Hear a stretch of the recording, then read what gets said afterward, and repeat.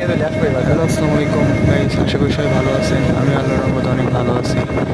আজকের আকাশের ভিউ এতটা সুন্দর ছিল যেটা বলে বোঝানোর মতো না। মেঘ এত সুন্দর করে সেজেছিল তার রঙে, যেটা দেখতে আসলেই অনেক সুন্দর লাগতেছিল। আজকে আকাশের সুন্দর ভিউ দেখে, মনোমুগ্ধকর পরিবেশ দেখে অনেক সুন্দর লাগছিল, যেটা বলে বোঝানোর মতো না।